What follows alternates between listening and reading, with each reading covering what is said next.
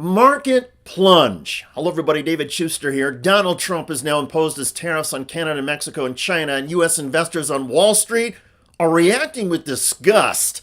The sell-off began minutes after the opening bell. Here's how it played on Fox News. All imports from Mexico, Canada, an extra 10% from China. And look at the reaction on the big board today, all right? So the Dow at the moment is down 1.4%. You add that to yesterday, and you're about 2.8% off in 2 days of trading. The NASDAQ is down even more.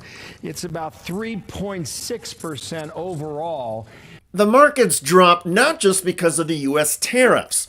Soon after the Trump action took effect, China, Mexico, and Canada announced their own tariffs in response on a wide range of U.S. products. On CNBC, Jim Cramer blasted the Trump administration for starting this trade war and for creating vast confusion. It isn't like they've said, okay, look, here's the schedule, here's the tariff. Like when you were in Europe and they did Brexit, you got the schedule, you got the tariff. You said, oh, okay, I owe this. They haven't given us anything. We don't know what we owe and what we don't owe. We don't know where it's paid. We don't know if it isn't paid. Do we owe them? Who owes it? Does the buyer owe it? I mean, the lack of any thought about this, David, is stunning. It is. This is a huge amount of money involved. Potentially, yeah. Economists point out that the United States and Canada typically trade over $2 billion worth of goods every day, or $750 billion every year. Now, countless goods and services crossing the border in both directions will be more expensive.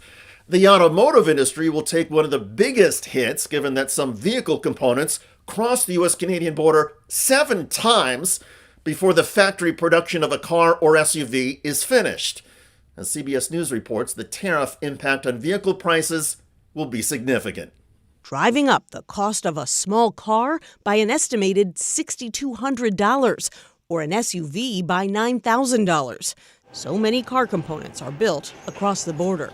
Because of the arbitrary nature of the emergency use of tariffs that are being done, we don't know how long they're going to be in effect. At the end of the day, there is little doubt that consumers will feel the pain of this, but it will also impact consumer demand as well. Economic uncertainty already pushed consumer confidence down in February. And in a new CBS News poll, just 24% of Americans say the economy is getting better. 49% said it's getting worse. And experts note that about 70% of all U.S. economic activity is driven by consumer confidence. When confidence rises, the economy improves. When confidence drops, the economy begins to stall. Making matters even more dicey, Canadian leaders are now threatening to choke off the supply of certain raw materials that the United States depends on. I don't want to respond, but we will respond like they've never seen before. You need our uranium, you need our potash, you need our high-grade nickel. I will stockpile our high-grade nickel, that 50% of your military and manufacturing needs, your aluminum, the steel, the lumber. It will be an absolute disaster. And this is all due to one person, that's President Trump. In a news conference, Canadian Prime Minister Justin Trudeau addressed Donald Trump directly and referenced the critical assessment of the trade war by the conservative Wall Street Journal. Now, it's not in my habit to agree with the Wall Street Journal, but Donald, they point out that even though you're a very smart guy, this is a very dumb thing to do.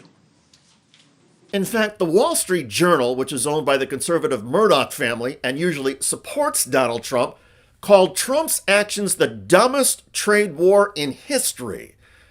In his remarks, Prime Minister Trudeau also spoke about the retaliatory tariffs that Canada is now imposing on thousands of U.S. products, and Trudeau expressed his regrets to the American people.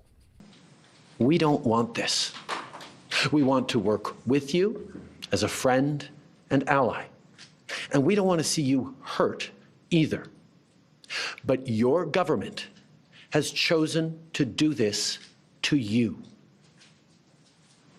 As of this morning, markets are down, and inflation is set to rise dramatically all across your country.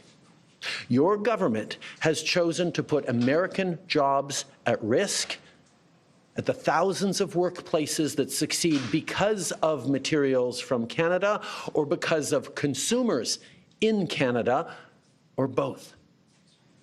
They've chosen to raise costs for American consumers on everyday essential items like groceries and gas, on major purchases like cars and homes, and everything in between. In Washington, Trump's Secretary of Commerce Howard Lutnick went on CNBC and argued the tariffs over the long term will increase manufacturing and industrial production in the United States. Why do we produce cars in Canada? I know people worry about short term, but we are going to bring jobs. You are never going to see the amount of production come out to America that Donald Trump's going to bring back to America. The argument from the Trump administration is that the short-term pain of the tariffs, higher prices, and the drag on the U.S. economy will be worth the long-term gain from increased U.S. manufacturing. Most economists are calling that Trump White House argument ridiculous. Here's Justin Wolfers from the University of Michigan on MSNBC. I think what's coming out of the White House is, frankly, unmitigated nonsense, and there's not an economist alive who would defend what they're doing. But your viewers don't have to believe me. It turns out that there's a market where people bet on whether those sorts of effects are going to happen. I'm talking, of course, of the stock market. If Lutnick is right, and if Trump is right that these tariffs are going to lead to a boom in American business, then you should see the American stock market boom in response to a tariff announcement. What we saw was the stocks fell 2.5% yesterday, an additional 1.5% this morning. This is the stock market telling you, we think this is absolutely terrible for American business. And remember, it's businesses that are meant to benefit here. The stock market's not even taking account of the fact that high tariffs mean you and I are going to be paying a whole lot more at the grocery store as well. So there's a lot of losers all around. And the biggest losers are people who still trust Donald Trump. Since he took office the second time in January 2025, the U.S. markets are in the red, as in they have lost ground. Markets in Europe have gained ground.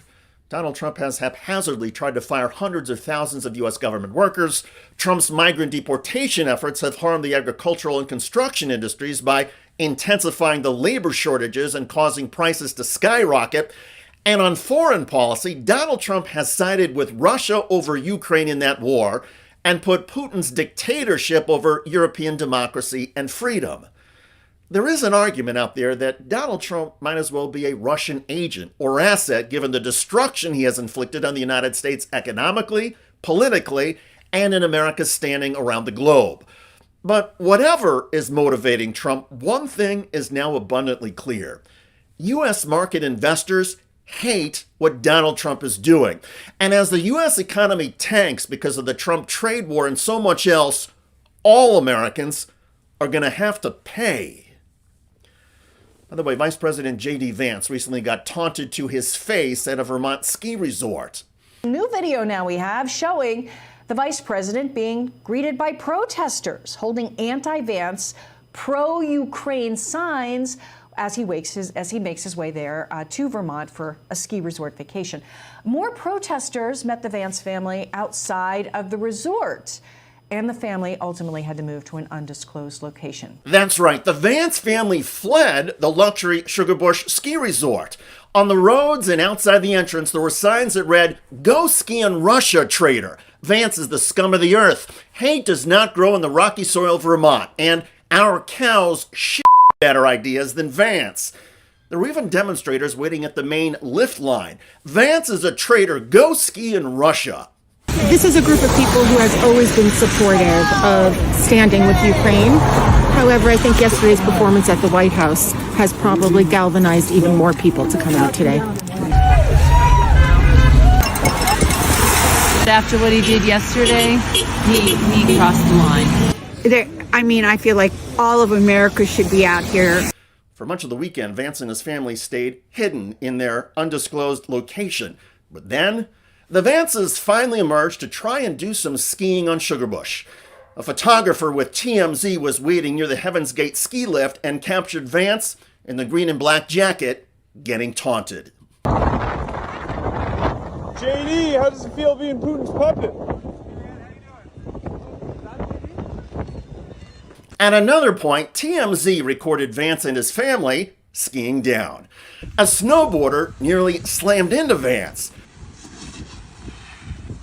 Another snowboarder caused two skiers near Vance to collide. Did Vance stop to try and help the downed skiers or ask if they were okay? Of course not. J.D. Vance kept going because J.D. Vance is an asshole.